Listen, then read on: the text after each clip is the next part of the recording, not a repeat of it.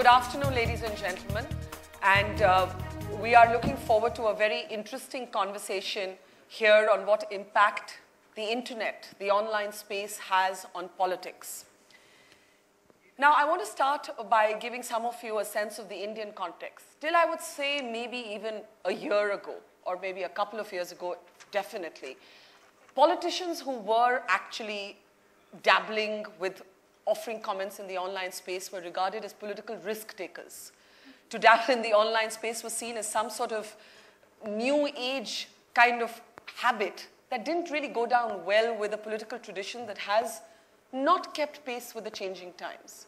Yet today we see a definitive change. We see more and more politicians embracing the online world. We see online forums actually used as modern day versions of wire agencies. I will tell you this as a journalist, that now most politicians are making their most critical announcements online.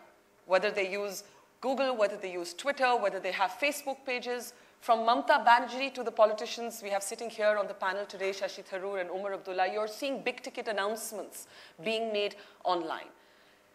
Have our politicians actually finally understood the power of the online space? Does the internet have the capacity to impact and change political outcomes in India? How does it compare with other models around the world? That's what we're going to be looking at in our conversation today. I want to introduce now our panelists today as we ask whether the internet has the power to change politics in India.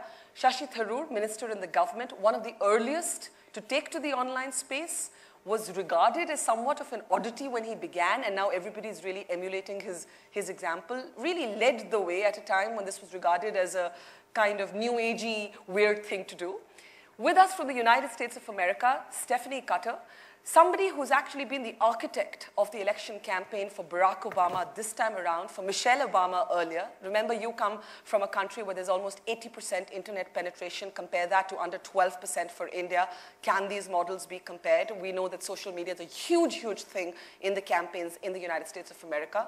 And finally, Omar Abdullah, Chief Minister of Jammu and Kashmir, somebody who is active online, has not always enjoyed it, but has argued that I will not be driven off by the organized venom online. And that is something that we also have to look at in the conversation today on the kinds of voices that get amplified in the online space. Before I come to the Indian perspective, Stephanie Cutter, if I may start with you. We have, of course, seen American election campaigns take the online space very seriously. In India, we grapple with the question that the online space is very loud, it's very voluble, it's very assertive, but these are not necessarily the people who go out and vote. We don't know that yet. We don't know that they don't, and we don't know that they do, because this is new for us. What have been the findings in your experience when you build a campaign? What is it that you had to keep in mind when it came to the online world and the internet space? Well, in the United States, it's been an evolution. You know, the first presidential election that really had to grapple with the internet was in 2004 between President Bush and John Kerry. Back then, the internet was largely a fundraising tool. And with the rise of bloggers back then, you know, now that's so commonplace, but back then it was new, which was like an online forum for people to express their views. You know, in 2004, we took it seriously. We didn't take it that seriously. Did it impact that election? It probably drove news stories, but it didn't impact how people were going to vote.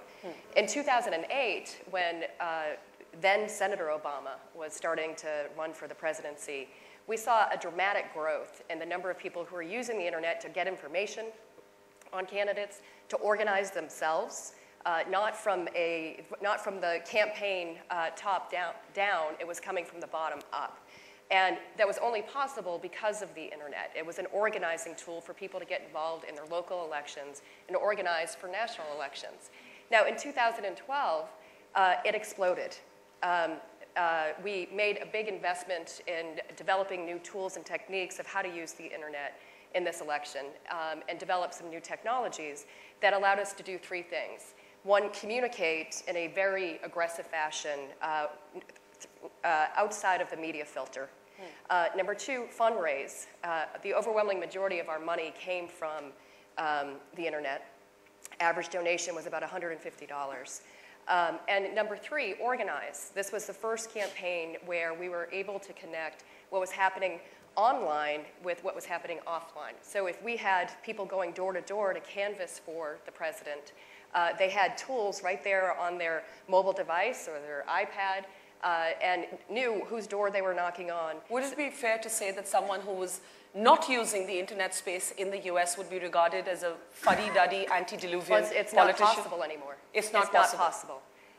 Even the oldest politicians, whether in the United States Senate or Congress or somebody running for town council, I guarantee you they have a Facebook page, they tweet, they have a home page where you can go and sign up for events, learn more about that person.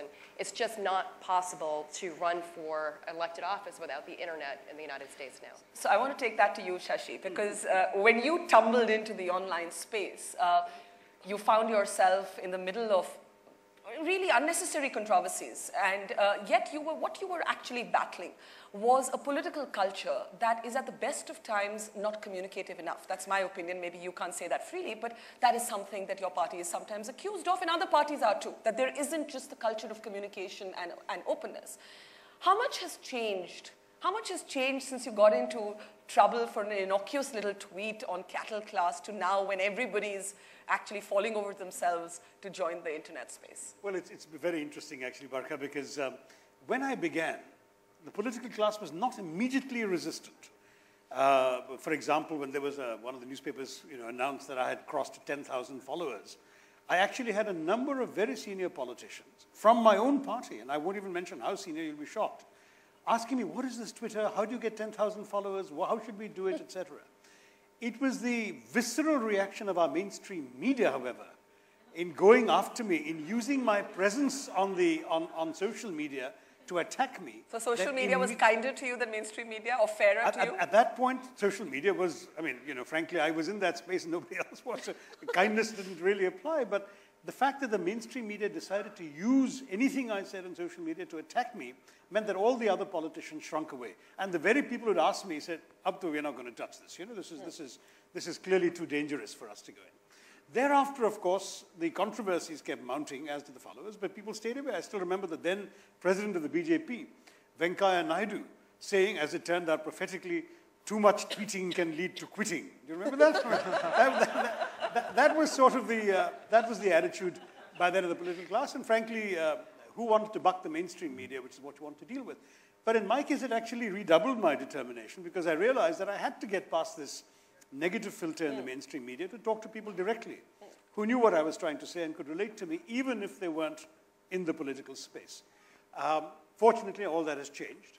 For the reasons that Stephanie's mentioned, people have become aware they can't afford to give this a miss. But have we reached that point where Indian politicians can't afford to neglect the online space? Have we reached that point? Just two things. I mean, in late 2009, I gave an interview saying, and at the time when I was when even well-meaning friends were coming to me saying, you've proved your point, now give up Twitter and so on.